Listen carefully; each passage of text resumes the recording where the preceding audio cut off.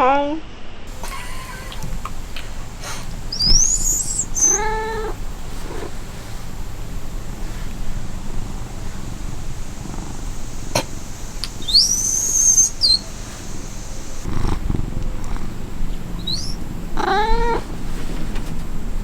Just get big at me.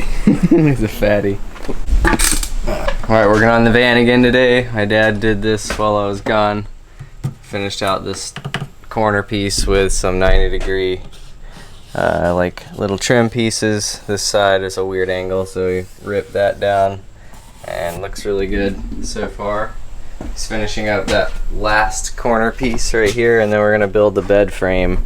It's a choice of, but we can notch it as high as you want.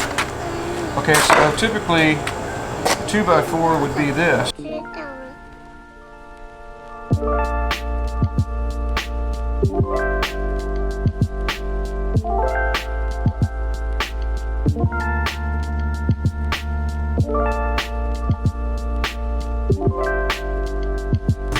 And then we cut some 2x to go there, which I think will help on that front edge to secure it.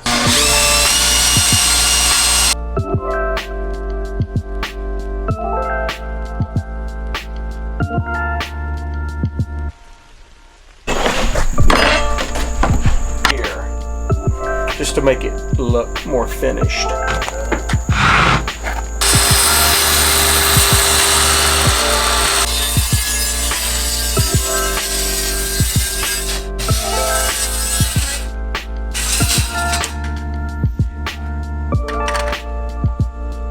Put that line on.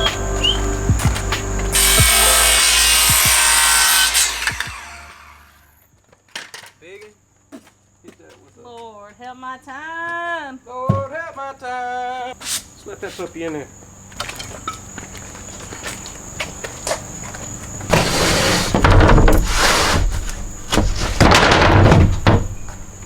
Oh man, that fit like a glove. Is it perfect? That fit like a glove. It's pretty good. That's some glove action. Spot focus, fuck you. Alright, so we tried to close the last door and this thing got in the way. So we were going to cut that out, but then decided it would probably be better because you can't open the door even if you were in bed, because even if you'd have to cut a huge thing out, so it's kind of a pain in the butt. So there's just a pull thing here. So what I'm thinking is we can run a piece of wood over here and then run this with a piece of webbing that'll come up here that you can just pull and open the door from inside the bed. So, and it'll make this flush and the door closes and you don't have this useless piece of plastic that is literally a pain in the ass to deal with. So it'll look better, be a nice piece of webbing to pop the door open from inside the bed if you want to do that, so you can get some fresh air or something. And that's so far what the deal is.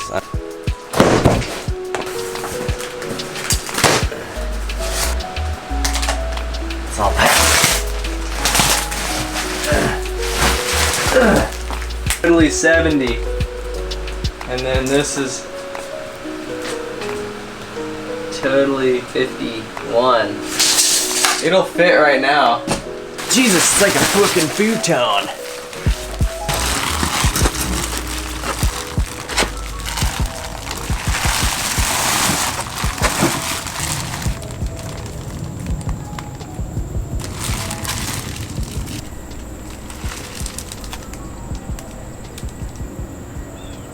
Shit.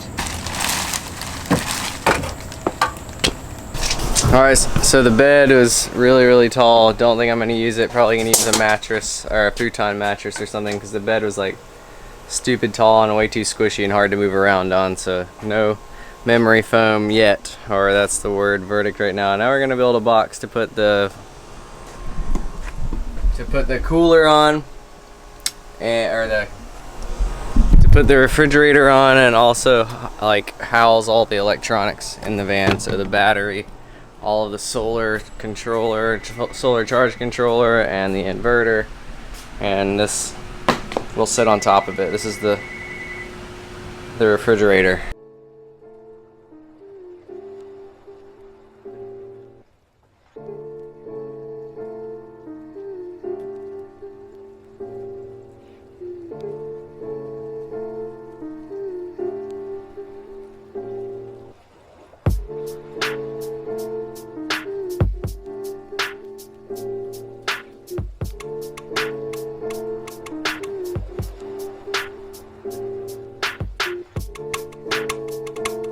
Alright, so this box is done now. This is where the battery is gonna go. So, I just put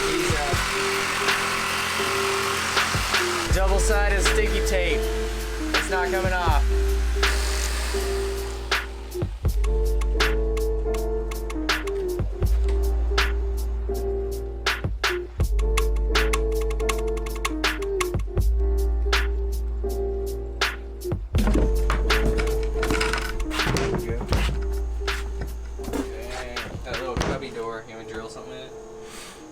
Yeah, drill her in if you want to, and I'll measure this last piece over here. Good.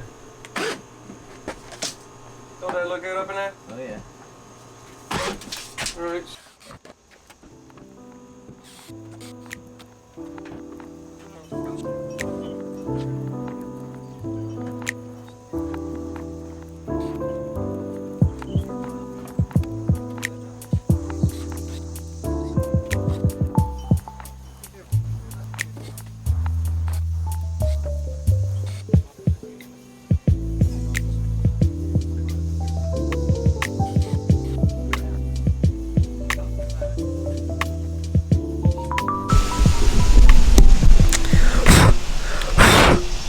Got that dust. Or yesterday, I guess we finished up a lot of the interior, like actual physical construction stuff. So there's still going to be a bench here, there's going to be a little vanity here, and there's going to be cabinets that run across the top right there. But before we do all that, this is where the refrigerator sits. So I have the ARB 37 quart fridge that's going to chill there. It's got ventilation and whatnot. And then under here is where my battery and a lot of the electronics were going to go, but I'm probably going to leave a lot of it open in case I want to run 2 batteries. I ended up buying a 100 amp hour lithium phosphate battery that'll fit in here. That's going to take up a lot less room. I think it's only like 13 by 9 by 10 or something like that. Like, it's really small. It'll only take up about, I don't know, a third of this area. So, but what we need to do today is wire all of this stuff. So there's my 1000-watt inverter, and then there's all the wires coming from outside or coming from the car. So the LEDs, the fan, the solar on the roof, you know, all that kind of stuff. And then under here we have the charge controller, the fuse box, and stuff like that. So I don't know if all this is going to end up being mounted here in the end. I just mounted it here for now so that I could kind of get a general idea of what I'm going to do with all of this stuff, because I wanted access to it. Well, I don't really need access to it, but I'd like to have access to my fuse box. So yeah.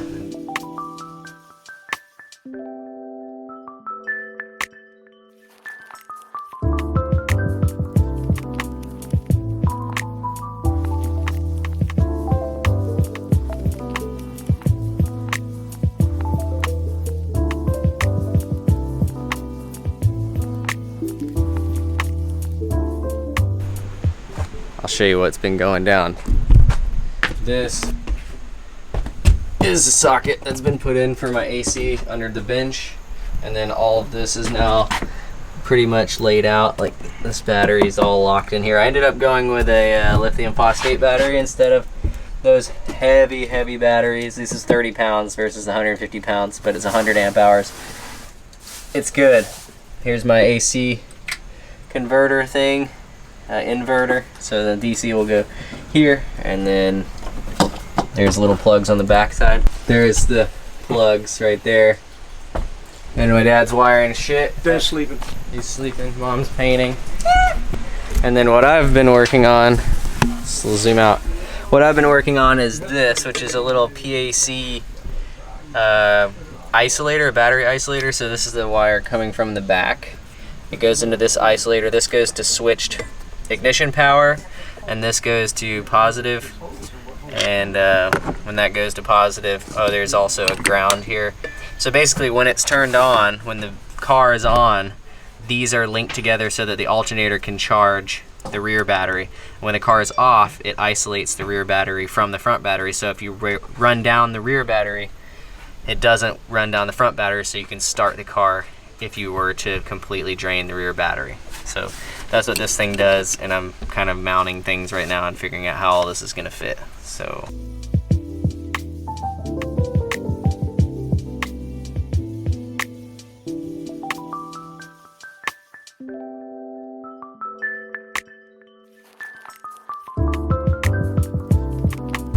isolator thing just smashed. Caps all back on, relay up here. If you need to get to the relay, you gotta pop this cap off, unfortunately. But yeah, it's all in there.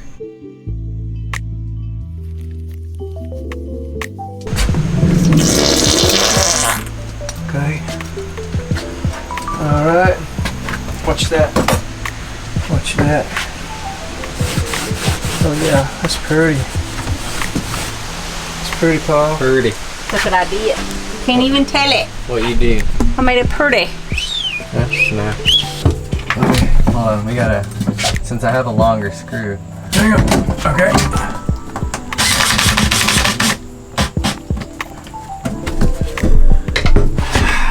Our problem was a piece of shit screw. Fucking shitty stick. What do we do it for?